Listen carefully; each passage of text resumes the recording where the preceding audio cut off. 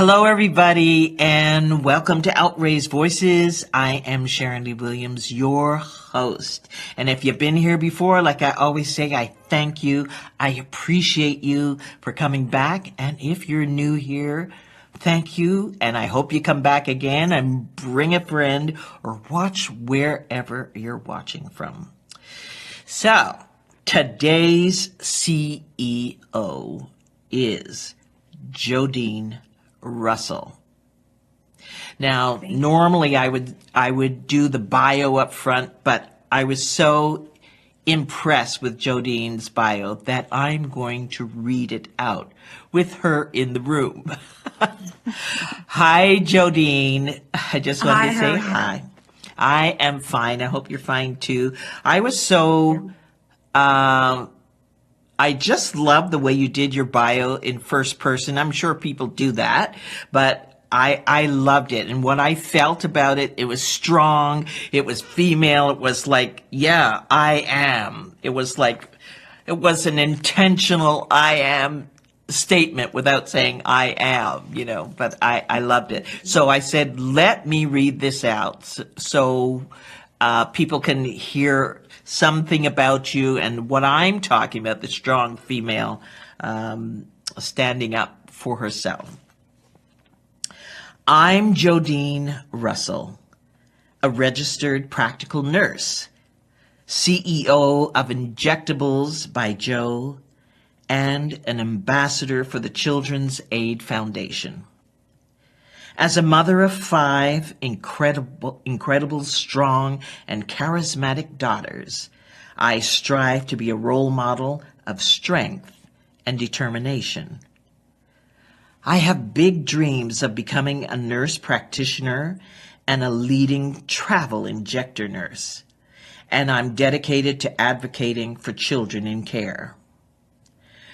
I'm committed to achieving these goals one step at a time, showing my children through hard work and dedication that it's not where you start, but where you finish that counts. Ooh-wee. I'm just getting started and have no intention of slowing down anytime soon.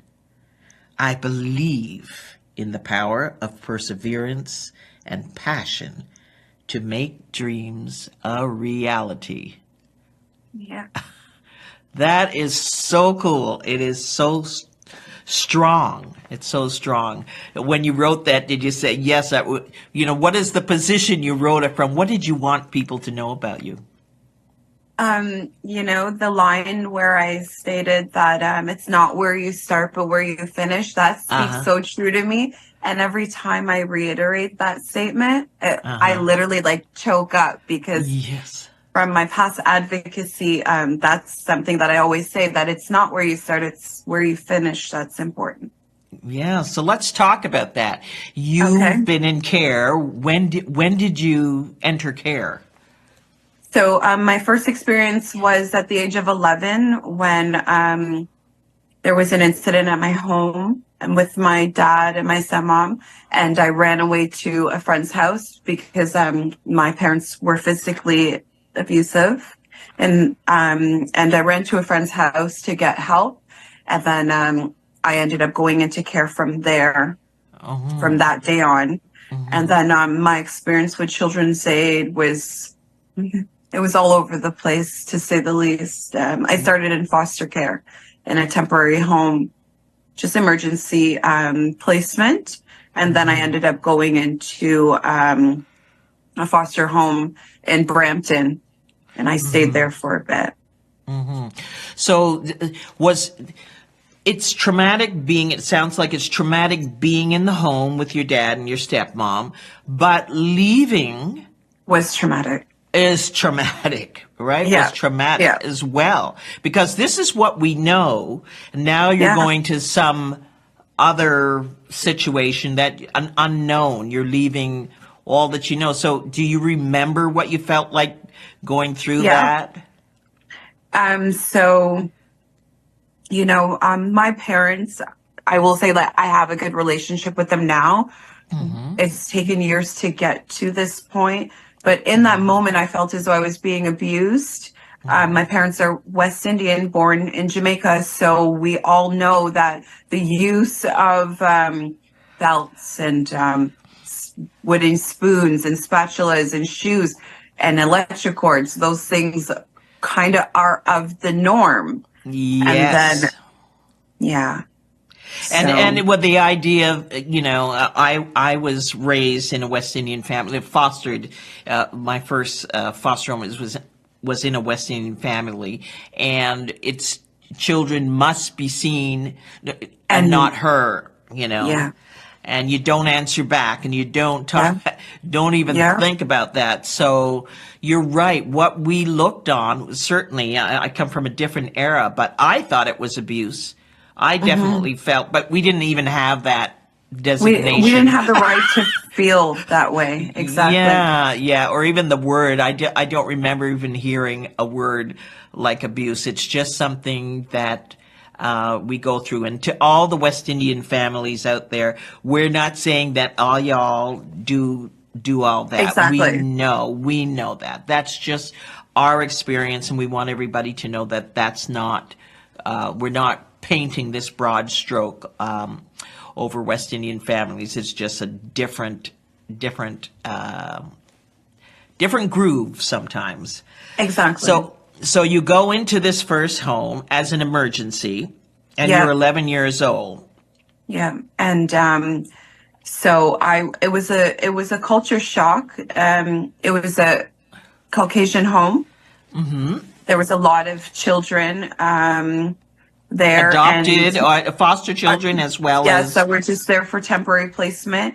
And I actually liked it. The foster mom, she was really nice. She had an older daughter, I believe she was like 17, 18. So I hung out with her a little bit, but I wasn't there very long. So that kind of that having to move from home to home to home, that experience was hard because I had been with my parents ever since I came here when I was 5, moving from Jamaica. And stability. Here's the stability. Here's what you know, and now you're in an unstable situation, Exactly. That and also, shaking. sorry, I didn't mean to cut you off, but Oh, that's right. I wanted to mention that prior to coming to Canada, my brother and I were very unstable. My mother wasn't Oh, around. My dad was living in Canada. I'm doing farming in Brampton. So we wow. were left with whomever, and we bounced around a lot. So you've experienced that from a young age, being unstable. Then you go. So how long were you with your dad? So I came to Canada when I was 5, December 25th, 1992. And then by the age of 11, I was in foster care. I was in children's aid. Okay. Okay. I always say to youth, especially young people who have gone through that, I'm sorry for your experiences, definitely, if they weren't good. I understand how you might feel, how that just the experience at that time makes you feel like, who wants me? Why am I valuable? We don't have those language. We didn't have the language, or to say all of that. But it really Exactly. does shake your confidence when you you come from one situation, and in your case, you're changing countries at 5, and you're in Canada, and now you're going to another home, a temporary. Did you know it was going to be temporary, or I was that didn't. explained to you? So they may have, but at that time, did I understand? Yeah, that's true. That's Yeah. true. I mean, were they going to say, by the way, you're just going to be here a couple of, how long were you there? I believe it was maybe, I wouldn't say longer than a week, a few days even. Wow. And that was a temporary home in Scarborough, and then I was transferred to a home in Brampton where I stayed for maybe 3 months. Okay, so this is home number 2. Now we're in 3. We're mom, dad. We're now, the temporary home is a week. Now you're in a home for 3 months. So where can you remember, like, emotionally? Can you? Yep. I don't want to trigger you though, but but just Because I know there are, as you know, we're serving people out there as well who have been through this and feel alone and feel that they can't get through it. But you do. So that's your story. But so you're in this home. How are you feeling at this time? So I ended up moving in with the lady. She was Black. I believe she was Jamaican as well. She had two biological daughters, and it was myself and two other foster sisters that lived there. But I came from a home where, my parents were like my dad was a pastor. We went to church every Sunday. We always had food. We always had our needs met. And then I went into a home that we had to prepare our own food. Sometimes it was just, like maybe cheese sandwiches, something that I wasn't used to. Yes. And we definitely didn't have our personal supplies that we needed for hygiene. Wow. Things like, yeah, it was it was a culture shock for me, to say the least. So that experience for you, let's just take that experience. I guess what's your takeaway from that particular experience? What is left? What scar is left, or what scar did you have to get rid of from that experience? 3 months there. I felt I was even more traumatized at that home because the mother wasn't home often. So we were left with her daughters, and her one daughter was an extreme bully. So she would take personal belongings away, especially for me.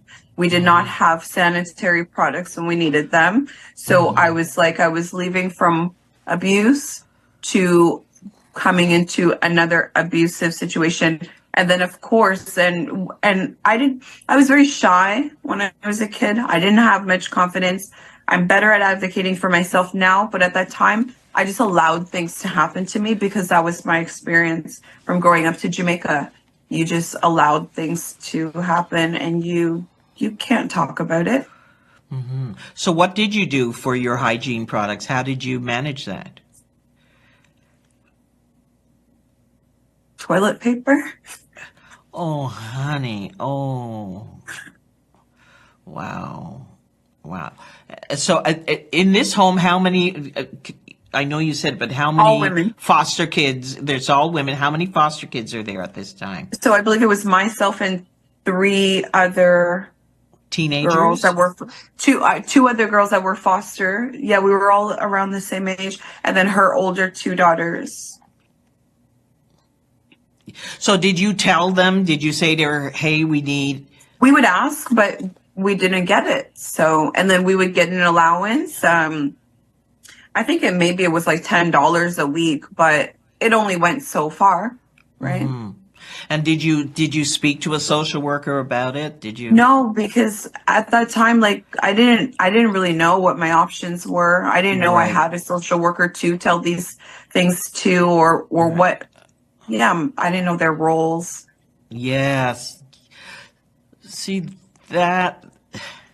Well, I don't want to say anything about that, but maybe they do tell you the rules. There's so many kids in care, and there's not as many caseworkers. It's a challenge. It really is a challenge on both ends, but certainly for youth going through that, it's the bigger challenge because you're in the situation. And this is the first time I've heard, I know it's out there, that of course you're not getting hygiene products, feminine hygiene products. You don't even think about that, right? That's just a given that would happen.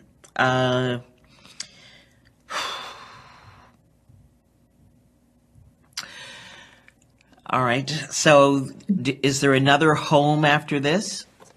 Oh, yeah, several. But can I tell you about my first good experience in a home? Yes, I was going to ask you about that because I know you have. How many, before we do that, how many homes were you in officially? Oh, goodness. I can't even count. Oh, wow. Yeah. Okay. I was definitely a runner. I would run away. The ones that I remember was Kennedy Road, which was on Kennedy and Eglinton. I love that home. But my most favorite was Kingston Road Group Home, which was on Kingston Road and Midland, like around there. That was the first time that I was in a home where I actually felt loved. The staff there was a staff by the name of Michelle, Chris, like I can even remember them Wow. because yeah, like we had each person in the group home had like one staff member that they would go to for all of their personal needs, and they would advocate for their care plan and stuff like that. And mine was Kelly. She would literally lay in bed with me at night and like rub my hair and sing to me. And I was like 12 years old at this time, you know, things that I never had, like that nurturing. It may seem inappropriate, but we would sit on our staff's laps. Like they would make us feel as though like we were their own kids. They would come in on their days off. They took us everywhere. That was like my best experience in care. Oh, well, can you explain to us what is group home? What does group home look like? Okay, so it's a home where like you can have a number of kids living there, up to 10, 12, I believe, at a time. We had a mixed home, girls and guys living there at the same time. And you just had staff coming in the daytime and taking care of us and just running the house. We had chores. We had bedtimes. We had to earn privileges. If we ran away, we would go on lockdown. You couldn't come out. You couldn't go anywhere other than school. So no privileges. We had membership to the Boys and Girls Club. So we would go there weekly to work out, swimming lessons. We did gymnastics, dance class. We did everything. We would go to the movies weekly. We would just like group home is a home. It's not, because in my mind sometimes I hear group home is a building or it's a structure, but it's not. This is a home setting. Yes, there's different types of group homes though, because I lived in another type, which is a locked facility. This is more so like if you have charges, if you were classified as a runaway, you would go to a locked facility where everything in there is locked up. You only get one outfit a day. No, like you can't have your shoes. It was more like an institution, where as a group home, it's meant to feel like you're home. Yeah. So is this where you want to talk about the positive experience? If is that okay? What's the takeaway? The positive takeaway from that? I gained a lot of life skills living in the group home. We would cook meals. Like each person had like a designated day where we would have to make dinner for the home. We went camping. I experienced kayaking, canoeing, rock climbing, tenting outside, in the woods, like that kind of stuff. I love that. You wouldn't know, but. Oh no! I mean, you know, we can't just take the picture and assume anything. No, that's what we're here. We don't know, and for I just think you're, you know, it's amazing that you've gone through all of this and had these number of homes. And I myself have only had two and a half, as I call them. And just to see this bio, this strength, I mean, I think that says a lot. So you have 5 children, 5 girls. How is your parenting style like been influenced through care or different from your upbringing?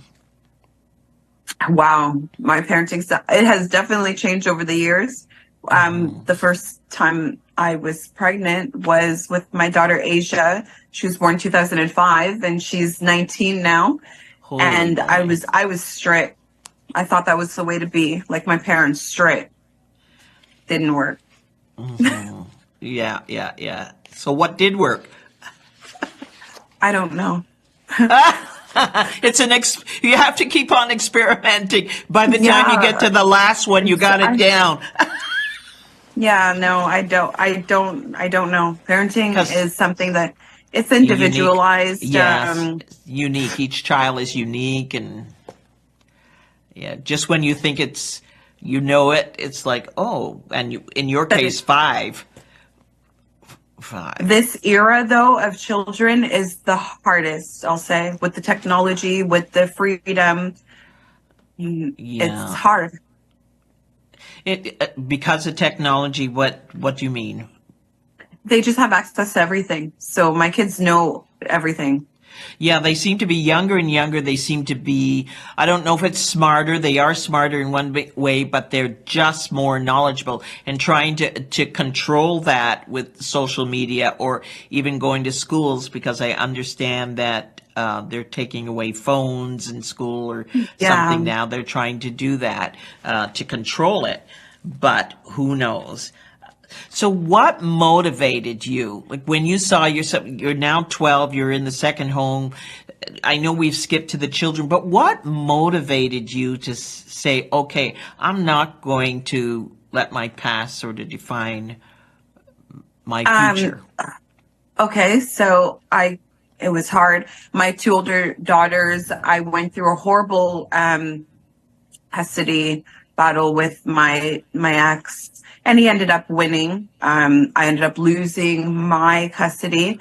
I literally had to do everything in my power to regain it. And then I got pregnant with my third daughter, Genesis. And it was at that point that I was like, I did not want to go through what I did with my older kids. I wanted to keep my daughter. I wanted to raise her. I did not want to be considered unstable. I didn't want anyone to, because my past was always being brought up. And although it was true, it wasn't anything that I was able to control at the time, you know? Your your past in Pardon what me? way? What do you mean? Your past Being the as fact that being the fact that I lived in a group home, being the fact that I was a runner, so I was always unstable, that carried on into my the adulthood because I never knew stability. So it was hard for me to maintain my own place with my older two daughters. Relationships were trying for me because because you I didn't just trust. yeah, that and a lot of insecurities. Yeah. I didn't have an education. I was struggling to just finish my high school, and I was already a mother of two. So I didn't have anything to just be better. When I got pregnant with my daughter Genesis, I was motivated to be different. I was motivated to get an education, and there was an opportunity that presented itself. My friend called me and she's like, "Hey, by the way, they're doing PSW registries at Yorkdale, you know, and it's like I think at the time it only cost like $500 to register, and I can become a PSW in a matter of 3 months, and then I could start earning, and it was something legitimate, and I considered it. I called, but they said to me, "Do you know that they also offer the program in Oshawa where you live?" I called Oshawa, and they had interviews the next day. I didn't even know what a PSW was. Yeah. Oh, that's. You saw an opportunity. You said, "Let me check. I'm going. We'll figure it out later."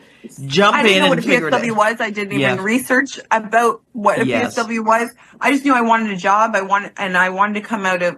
Before that I was dancing, and You were I was dancing. I was dancing. in the strip clubs. I was Okay.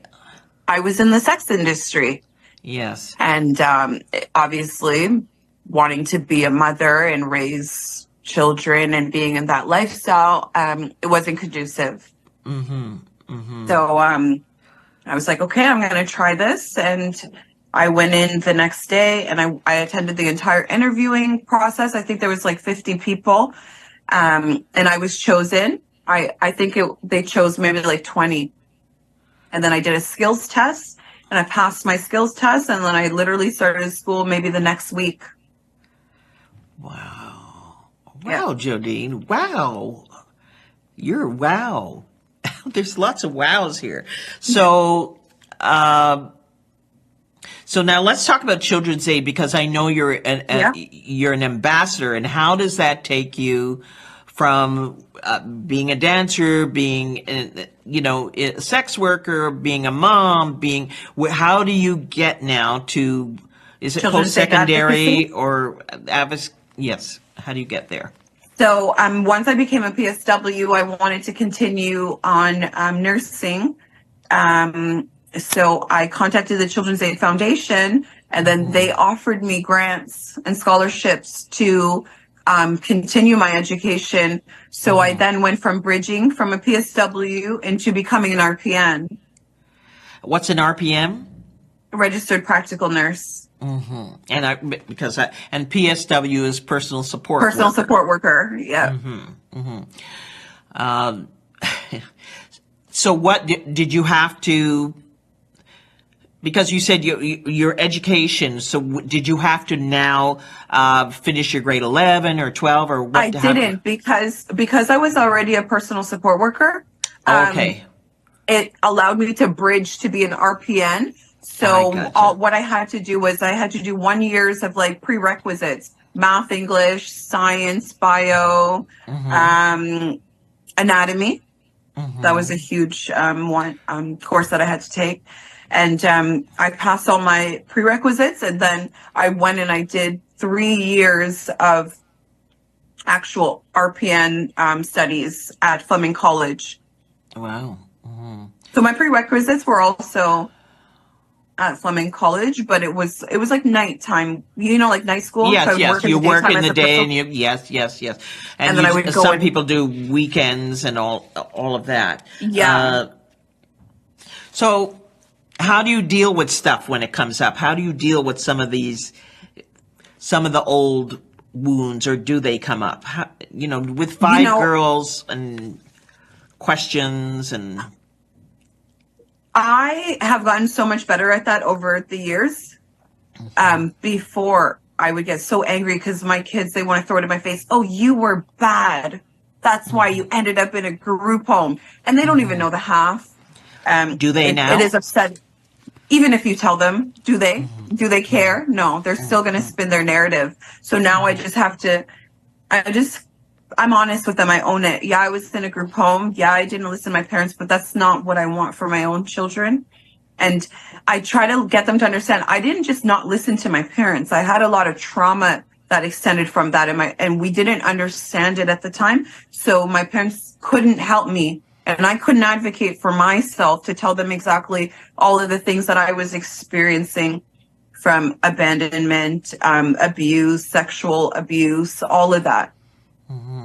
And are you familiar with the attachment theory and all of that? I'm not, but I'm open to hearing it. Well, that's something you should look at, how we are attached to our I think it's our moms. I'm not really that knowledgeable about it, but being attached to the smell and the skin and all of that when you had your baby and I assume they put the baby on the chest and the smell. That's so big in terms of feeling secure, just feeling secure. I never had that. I don't believe. My siblings would tell me, because my siblings are actually older than me, and they would tell me stories about how it was when I was a child. Apparently my mom was addicted to gambling, and and she breastfed, but I would be crying and she wouldn't come and attend to me because the addiction was most important. And so I didn't have that. I never really had like a mother. And growing up, when I made the decision to have my own kids, that's what I wanted to be for them. I wanted to be that mom that they can always count on. I wanted to be everything that my parents weren't. However, life happened and it didn't turn out like that. But do you give yourself grace? I mean, I know I tried my best. But when I say give yourself grace, just understand that, as you say, life happens. We're not perfect. Stuff happens. We have to learn to pivot. And sometimes we fall. And sometimes we fail. We get up and we keep trying. And that's what I see you've done. There's no perfection, no perfect mom, no... you know that. But to support yourself, what do you do to support yourself, to support... this bio says, I support myself. Meaning I support my well-being. I support care for myself and love for myself. So what do you do? How do you support yourself? How do you wear that self-love? I do. I try to take time for myself, like, going and getting my nails done and my hair done and things like that. But the what's most fulfilling to me is continuing my education, pushing my Yes. business, working. I love being a nurse. It's funny to think that I didn't even know what a PSW was, never thought of the aging population. And then I became a personal support worker and I was like, yep, this is what I was supposed to do. And then becoming a nurse, I love that even more. I love getting up in the morning and going into work and seeing my residents. And I've definitely gotten more mature over the years to not take things as personal, not only at work, but also when it comes to my children and other people around me and their opinions. I am emotional, I'll tell you that. It takes nothing to make me cry, but I have evolved even in that. I'm definitely stronger.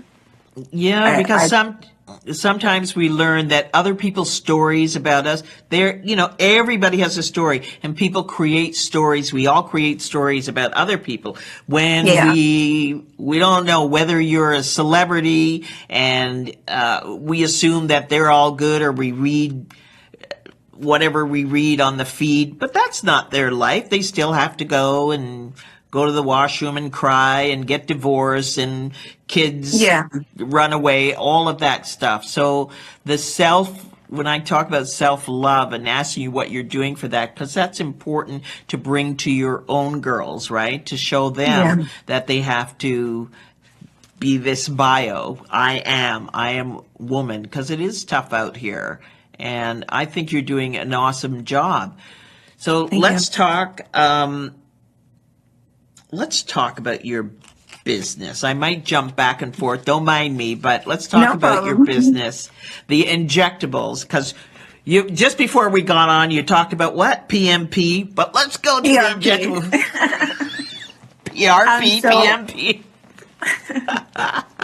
So what I do is I specialize in Botox and dermal fillers. So fillers in your lips, cheeks, nasal labial fold.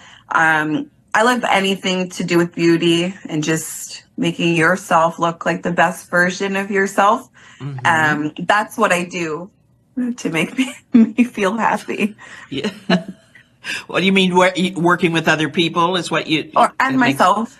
Yeah, the results are what you like. So you work with you don't have to name them, but are you working in a facility, a clinic, or?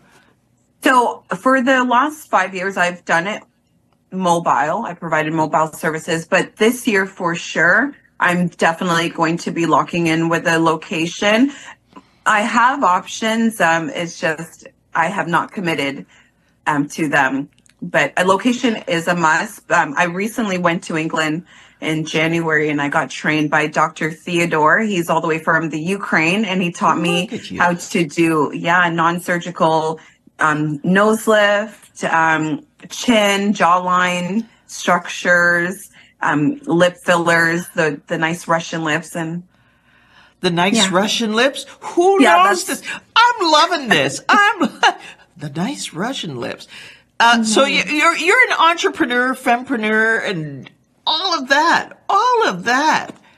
You're a bad boss lady. Bad boss lady. So now let's get. Just because I want to know bones. We talked about bones and how my bones hurt sometimes. So let's talk about, for all you over 40 people or 50 people out there, this is a little bit for you. If you have bones that hurt. Yeah. So it's a process called PRP, which is platelet-rich plasma. And you inject, or you draw your blood, you centrifuge it. So you separate the white blood from the red blood, and you use the red blood and you inject it directly into your joints. And that helps with pain. A lot of athletes use it, actually. And it's using your own cells to heal. Oh, dear. But that already sounds painful. I'm thinking it's needle. Not. No, it's not painful. It's not one of those big horse needles that they draw? No, not at all. Not at all. It's very quick. The process is very quick. Well, that has sounded a little bit like, I mean, I don't know if we're off topic, but it doesn't matter. This is an interesting thing. What was it? Dragon things they were doing on the The face? vampire facelift? Vampire facelift. It's definitely the same process, except for you're using a micro needling pen to massage the blood into the skin. And that's something that I do as well. Oh, boy. Yeah. Russian lips, y'all out there, don't write in and ask me what Russian lips are. You'll have her info. You will write into Jodene and ask what Russian lips are. I'm going to look it up. So how did forgiveness, now let's step into forgiveness, meeting well, you knew your parents, but becoming close to your parents, or at least in conversation with your biological parents now. How does that work? So it was a lot easier for me to forgive my stepmom and my dad than it was for me to forgive my biological mom. The reason being is because growing up with my stepmom and my dad and being a mother myself now, I see that my parents, like, they literally just did not know what was going on with me. Yes. They didn't understand that prior to me coming to Canada at the age of 5, I had a lot of sexual abuse trauma. They didn't understand that. And I know my stepmother and the person that she is, she would have done something about it. That's just that's just how she is. She's very proactive. And they didn't necessarily have the tools themselves, yes, to give me the help that I needed. Yes. And what they could do, they did. My stepmom is very hands-on. She did not allow us to slack off in any way. And it just so happens they were just strict, and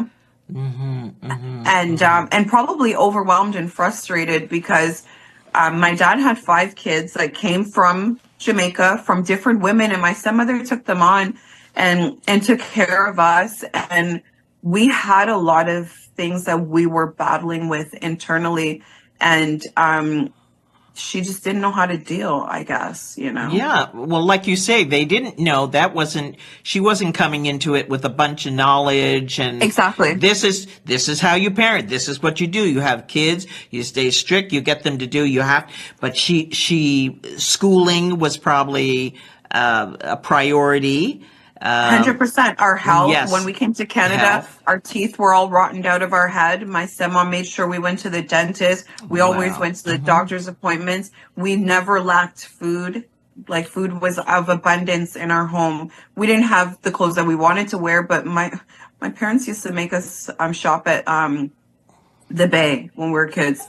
So, we wore Nevada. It was definitely not what the other kids were wearing, but I come to realize our stuff was not cheap. Our parents took good care of us. We just couldn't appreciate it at the time. I think, you didn't know. You don't know what you don't know, and removed from it. Now you're an adult. And like you say, you have your own kids. You look back and say, oh, they were just strict. They knew what they knew. They did what they did. Who knows what the story was between your stepmom and dad, what she's dealing with there, dealing with her own story coming up as a child. There's stories upon stories on whose shoulders do we stand, who do we learn from, all of that stuff. And we bring that forward into relationships, and you do better when you know better. Hopefully. Yeah, when it comes to my biological mom now, I forgive her. I've come, and it's taken me years to get to this point. I forgive her. There's no more anger towards her, but I realized with her, it was just sheer neglect. She just did not take care of us. She did not care. There was an experience where I was 13 years old and I came home from care after being into care for a year at this point. And my stepmom and my dad thought the solution was to send me back home to Jamaica to go live with to go see my mom, because I hadn't seen her since I was 5 years old. And it was something that I wanted to do. But what I didn't know was that they were planning on leaving me there. So my dad bought a one-way ticket, and my siblings told me, don't go. You're not coming back. Well, I went and I told them, I just want to see my mom. That I don't care about what anybody says about her. I don't care about the experiences I had. I just want to see my mom. I go to Jamaica. I'm there for 1 month. My dad had already left me there at this point and took my passport with him. And I'm living with my mom, and I built a relationship with her boyfriend. And then he molested me. And my mom never believed me, and she actually blamed me. And the police didn't care when we went to the police. They didn't care, and nothing happened. And I stayed in Jamaica for an additional 3 to 4 months after that, and it was very traumatizing. Oh, yeah. So you've had the conversation with your biological mom. Does she talk about what her situation was? Not excusing her, but in terms of helping you. So what she said is basically that if I tell anybody, she's going to beat me.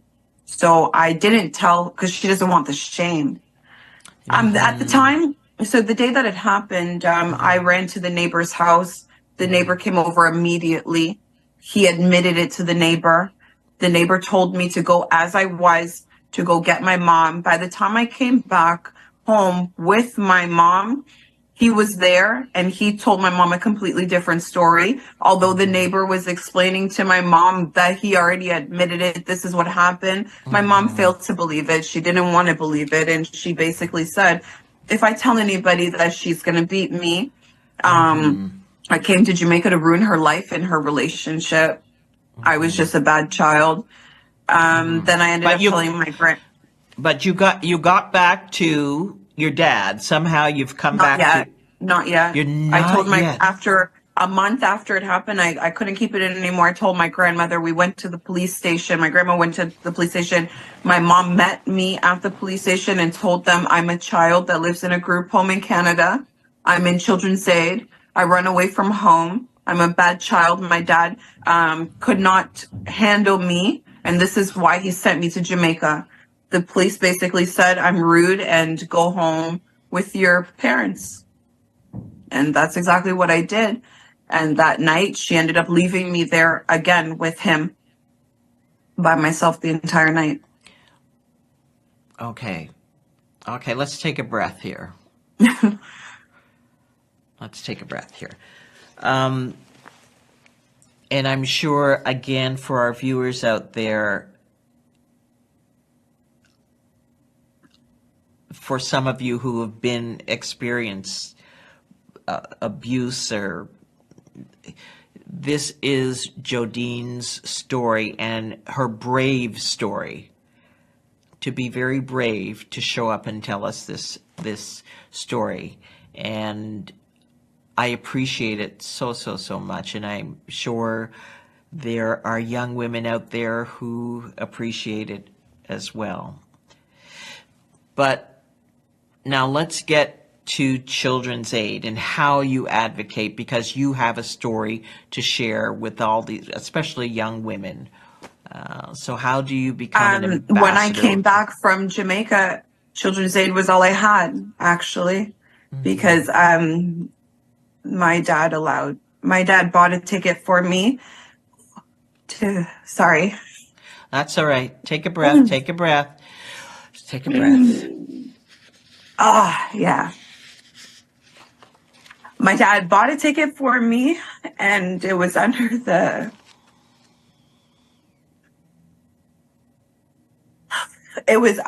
basis that I wasn't allowed to go home. So I stayed with my family, my aunts, for a bit, but I didn't want to be there. So I ran away. And then I went back into care. Do you have a caseworker at this time? You're working with a caseworker at this time, right? Yeah, I ran away, and then I just called up Children's Aid, and I told them that I wanted to come back. And then I went back into care. And then my parents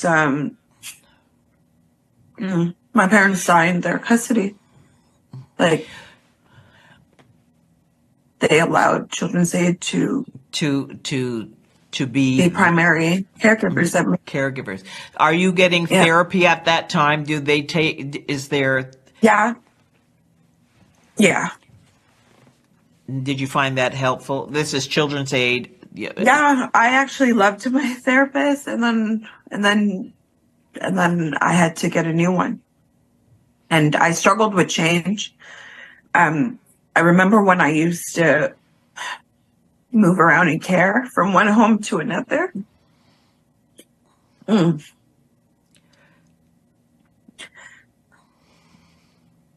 My trauma response was to wet the bed. And anytime I experienced change, that would happen, even into my adulthood. Oh, yeah. Can I say that I wish I could give you a hug right now, but I want you to give yourself a hug. You were, and emotion is beautiful. Nothing's wrong with emoting. It's a beautiful thing. We need to do more of it. And I would say that when your children, this might be something, when your children see this, with you or without you, there might be a better understanding, because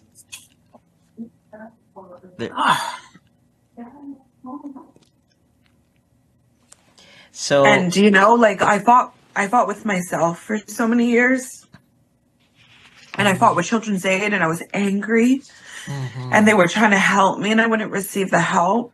But it got to a point where I turned 16 and I was pregnant with my daughter, and I realized that if I did not seek help from the Children's Aid and use it as a positive, that I would just perpetuate a cycle. So my Children's Aid, when I had my first daughter, my Children's Aid worker helped me apply for like independent living.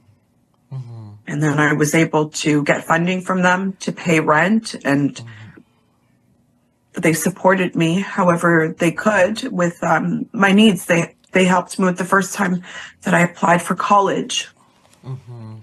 And that's why I started. Go ahead. I just want to remind you of something, because I know it's a little hard. Two things. I strive to be a role model of strength and determination, which is what you're doing right now. You are a role model.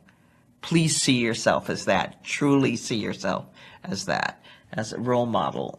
And it's not where you start, but where you finish that counts.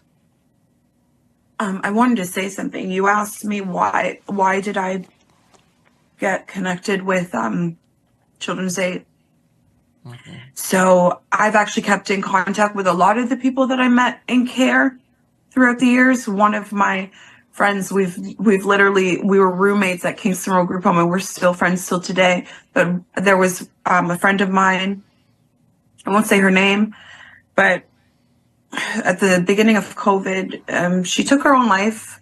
She was also a resident at Kingston Road Group Home with myself, and we were friends throughout the years, and we always kept in contact. And she struggled with drugs, addiction, mental health, in and out of the hospitals. And you know, despite everything that I've been through in my life, that was not that was not my direction. I had my own experiences with substance abuse, but it was never anything that overtook me. I never ended up having a criminal record. You know, like there's a lot of things that could have happened. I could have turned out so many ways. And when my friend passed away, her and I wanted to do advocacy together. And when she took her own life, that was like the most awakening thing for me. Like I knew I had to do it for like the both of us. Oh, sorry. No, please don't be. So where do you take it now? You're going into nursing. Is there, when I hear this, I hear you speak, and and know that there's such a big picture out there for you that I'm Yeah. not sure that you've seen, but there's a I'm big, told big, big about picture. it. A lot of people are always telling me, like, Jodene, you should definitely speak about your experiences Yes. more. And when I do, it's impacting and understand, like, this is just a fraction. This is a Yes, little I do glimpse. understand. Yes. Um, there isn't anything that I haven't experienced and haven't overcome. And that's why I need to do advocacy, because I need people to know that although you go through these things, it doesn't have to break you, This is life and it's not perfect. You're gonna go through things. And I'm not saying I'm always strong, I'm not. But you just gotta keep going, I always try to make a goal. I always try to be working towards something.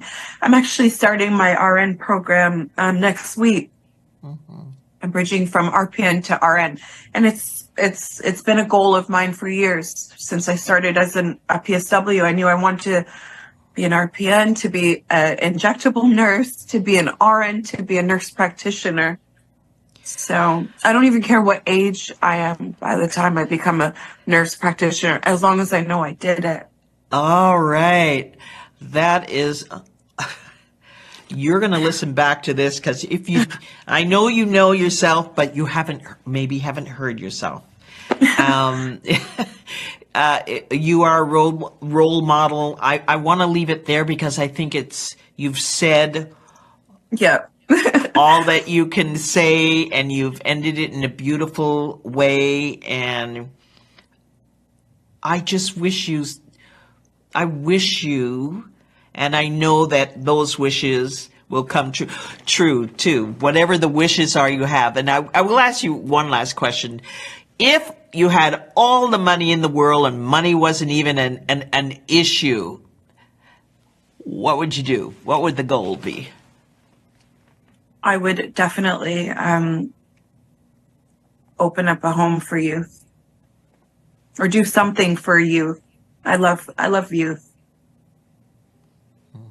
I actually, what you don't know is my daughter moved in 3 of her friends in my house this summer, and everyone's calling my house a foster home because, of course, with those 3 friends comes, yeah, I definitely would do foster care.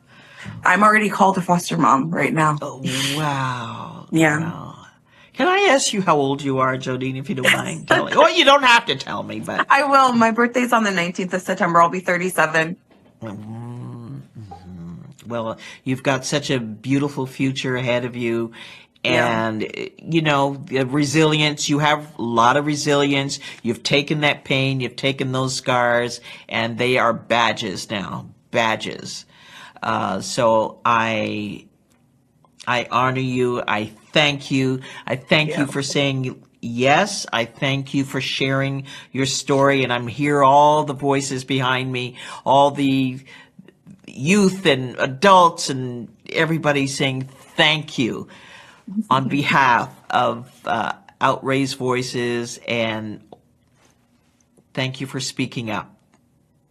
You're welcome. Thank you for having me. I really appreciate the opportunity. Yes, and I hope we have another one after Of you course. finish what is it you're getting? Your Registered nurse. registered nurse. Okay. Well, I wish you well in that. I know you're going to be great, and anybody would be lucky to have you help them. And I don't know if you're going into children's nursing or whatever you're the pediatrician. Who knows? Because it just seems to me this is not the end for you. This is just kind of still you're on the bridge of life. So I love it. I love it. Thank you. Thank you, Jodene. Be well, be well. Make sure you put on your mask first. You know that saying, take care of yourself, because others need you, but you need yourself. You need to hold on to all of that. All right. Thank you. So stay blessed, and we'll talk. Thank you. All honey. right. Have a good day. Bye. You too. I don't even know what to say. I want to thank Jodene again for just showing up bravely and unapologetically, and I hope you've heard her voice and listen for other voices out there that may be going some experiences similar to that. We are in community, and remember, your journey matters, your story matters, your voice matters. Until next time, I thank you.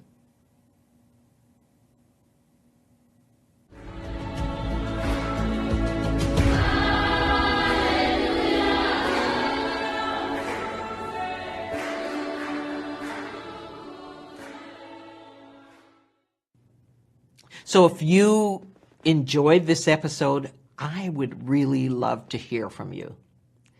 Email me at info@outraisedvoices.com or Sharon Lee Williams @outraisedvoices.com. Who knows? On a future episode, you could be the CEO. Remember, your voice matters.